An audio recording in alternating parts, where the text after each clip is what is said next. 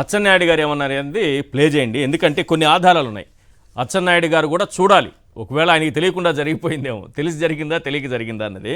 ఒకసారి వారు ఏం మాట్లాడారో ప్లే చేయండి, అది విందాము. తర్వాత ఈ అభ్యర్థికి రఘువర్మకి వీళ్ళు ఇచ్చినటువంటి మద్దతుకు సంబంధించి ఏమేమి ఆధారాలు ఉన్నాయో కూడా చూద్దాం. ఒకసారి అచ్చెన్నాయుడు గారు బయట ప్లే చేయండి.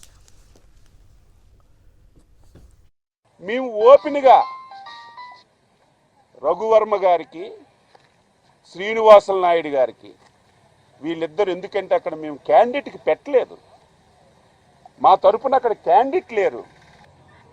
గౌరవ ముఖ్యమంత్రి గారు 3 జిల్లాల కార్యకర్తలందరికీ టెలికాన్ఫరెన్స్ పెట్టి స్పష్టంగా first priority vote, second priority vote Raghu Varma గారికి, శ్రీనివాసుల నాయుడు గారికి వెయ్యండి, ఇద్దరు మన క్యాండిడేట్లే, ఎవరు గెలిచినా మన వాళ్ళని స్పష్టంగా టెలికాన్ఫరెన్స్లో 1000 మందికి మీటింగ్ పెట్టుకొని ముఖ్యమంత్రిగా.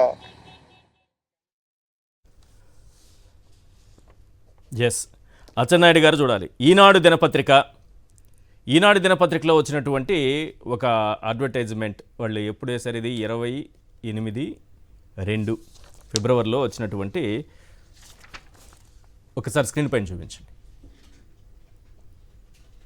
ఇది ఈనాడు దినపత్రిక మొదటి పేజీ.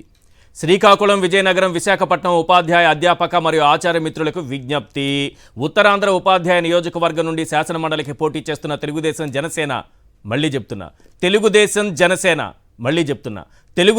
జనసేన ఇతర ఉపాధ్యాయ సంఘాలు, అధ్యాపక సంఘాలు, ప్రైవేటు ఉపాధ్యాయ సంఘాలు బలపరిచిన అభ్యర్థి పాకలపాటి రఘువర్మకి మొదటి ప్రాధాన్యత ఓటు వేసి గెలిపించ ప్రార్థన.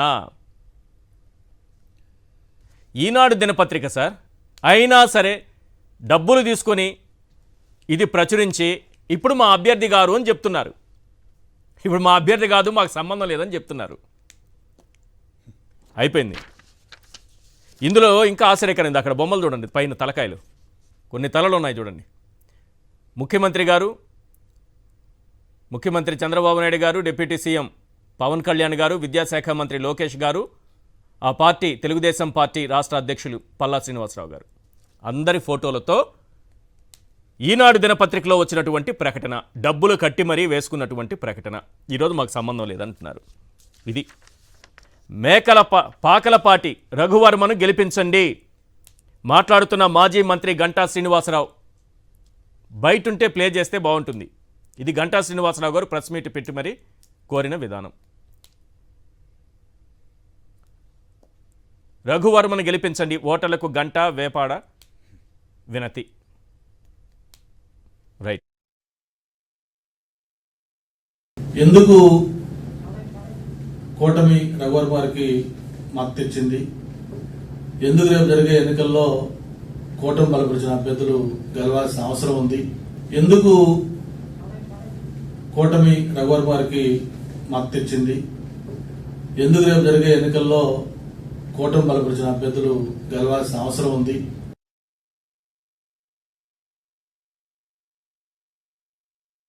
ఎందుకు కూటమి రఘువర్మ గారికి మద్దతు ఇచ్చింది.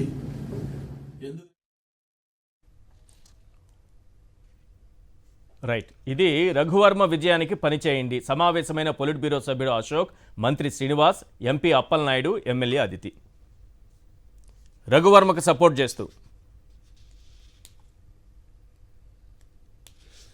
అయిపోయింది. ఇంకొకటి చూపిస్తున్నా. రఘువర్మకు కూటమి మద్దతు. రఘువర్మకు కూటమి మద్దతు పల్లా శ్రీనివాసరావు గారు, టీడీపీ రాష్ట్ర అధ్యక్షులు. సమావేశంలో మాట్లాడుతున్న టీడీపీ రాష్ట్ర అధ్యక్షులు పల్లా శ్రీనివాసరావు. మాకు సంబంధం లేదు, మేము చెప్పలేదని అంటున్నారు కదా, వీళ్ళకి సంబంధం ఉందా లేదా అని చూడండి. దీనికంటే అద్భుతమైనటువంటిది ఇంకొకటి.